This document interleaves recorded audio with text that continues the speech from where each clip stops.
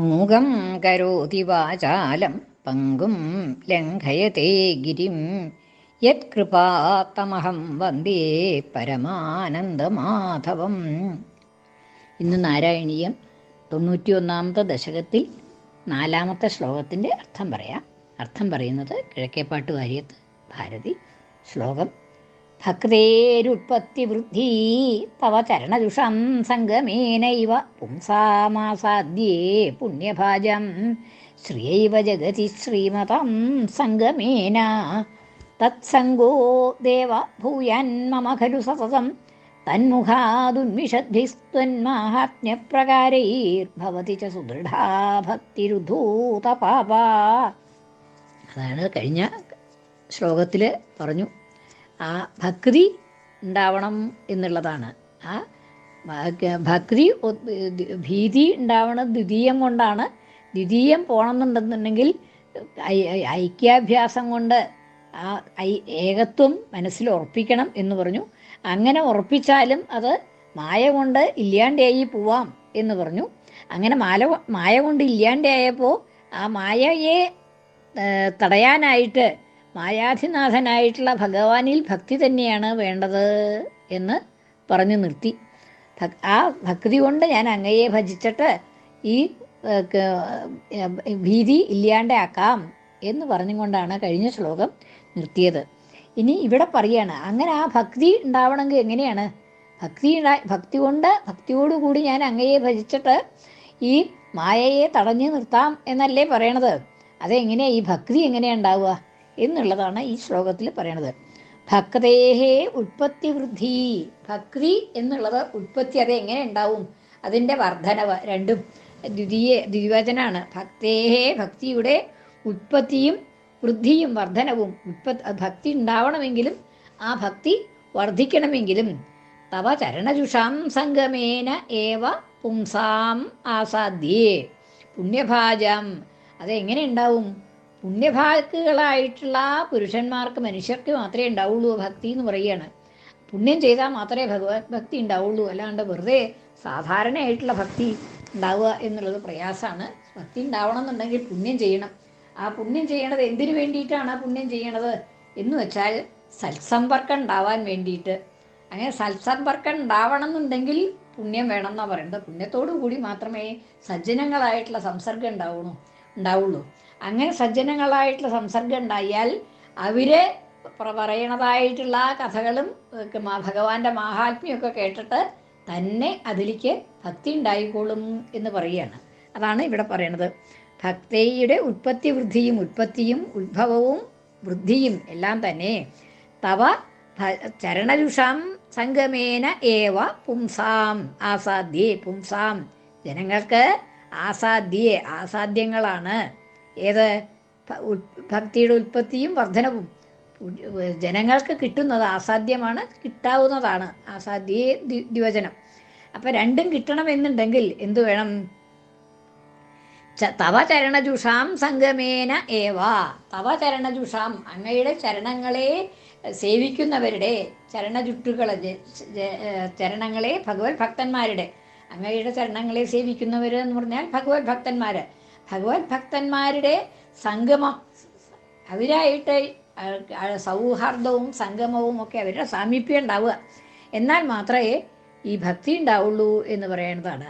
ആ സംഗമം ഉണ്ടാവണമെങ്കിലോ അത് പുണ്യഭാജാം ആസാദ്യേ. പുണ്യം ചെയ്തവർക്ക് മാത്രമേ അങ്ങനെ സജ്ജനങ്ങളായിട്ട് സംസർഗം ഉണ്ടാവുള്ളൂ എന്നാണ്. അങ്ങനെ ആസാദ്യേ പുണ്യഭാജം. അത് എന്തുമാതിരിയാണ്? ശ്രിയൈവ ജഗതി ശ്രീമതാം സംഗമേന.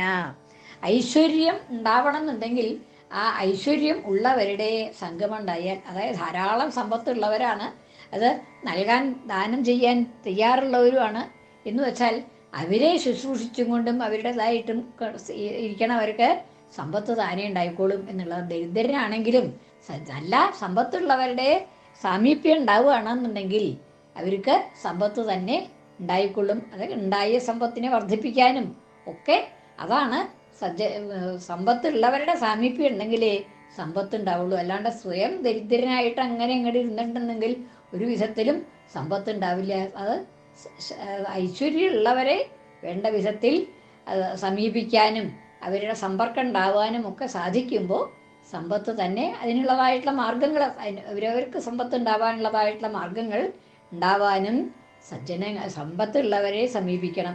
അതുപോലെയാണ് ഭക്തി ഉണ്ടാവണമെന്നുണ്ടെങ്കിൽ ഭക്തന്മാരെ സമീപിക്കണം.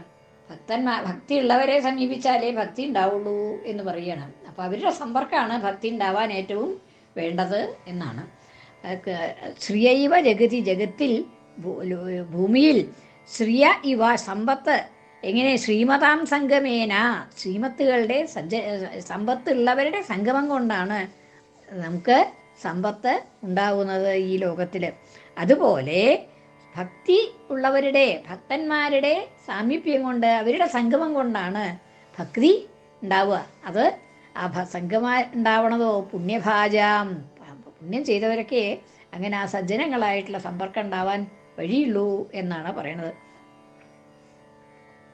ശ്രീമതാം സംഗമേന തത്സംഗ, അപ്പോൾ ആ സജ്ജനങ്ങളോടുള്ളതായിട്ടുള്ള സംഘം ദേവ ഭൂയാൻ മമ, എനിക്ക് ഭൂയാത് ഉണ്ടാവട്ടെ, ഭൂയാത് മമ, അതാണ് ഭൂയാൻ മമ എന്നാവണത്. മമ ഭൂയാത്, എനിക്കുണ്ടാവട്ടെ, എനിക്ക് ആ സജ്ജന സംസർഗം ഉണ്ടാവട്ടെ. ഭൂയാൻ മമ ഖലു സതതം, എപ്പോഴും ഉണ്ടായിക്കോട്ടെ, എനിക്ക് എപ്പോഴും സജ്ജന സംസർഗം ഉണ്ടാവാൻ ഇടവരട്ടെ എന്നാണ്. മമ ഖലു സതതം, അങ്ങനെ സജ്ജന സംസർഗം ഉണ്ടായി എങ്ങനെയാണ് ഭക്തി ഉണ്ടാവുക എന്നും കൂടിയും പറയുന്നുണ്ട്.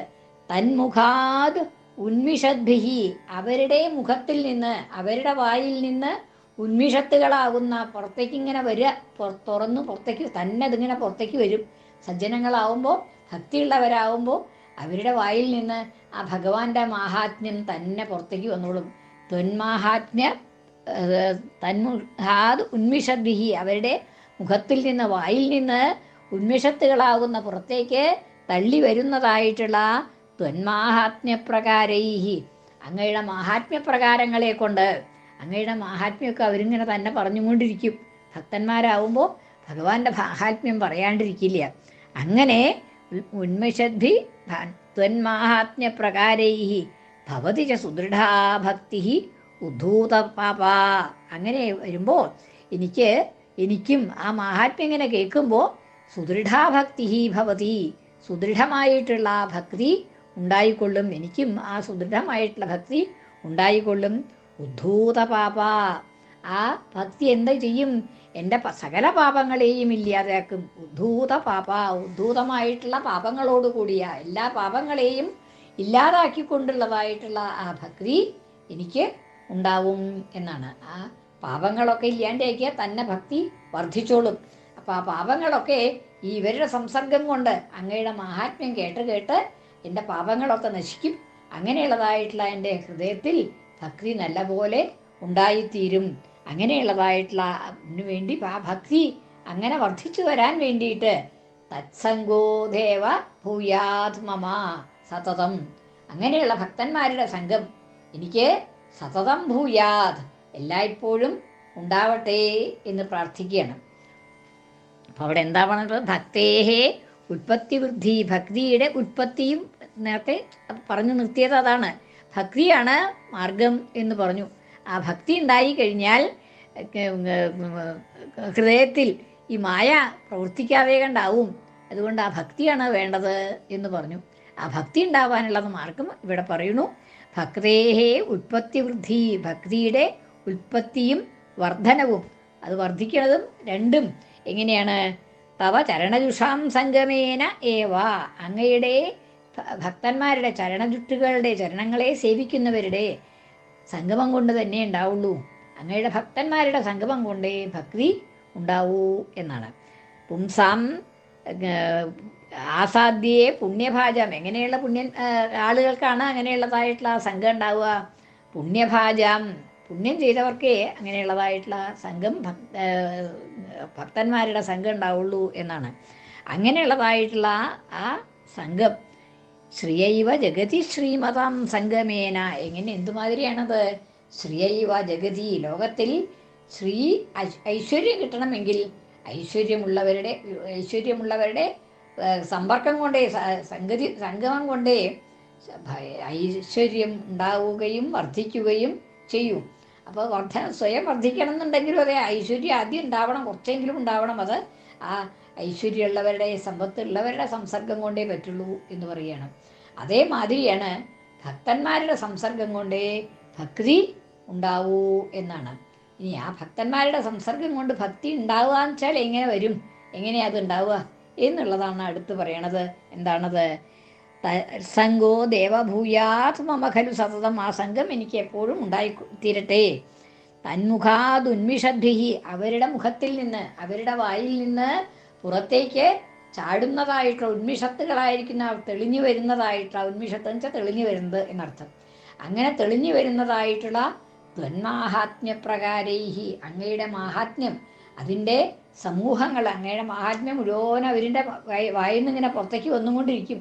അപ്പോൾ അതുകൊണ്ട് എനിക്കും ഉദ്ധൂത പാപങ്ങളൊക്കെ ഇല്ലാതായി ആ ഭക്തി ഉണ്ടാവട്ടെ എന്ന് പറയാണ്. ഭക്തി ഉദ്ധൂത മമ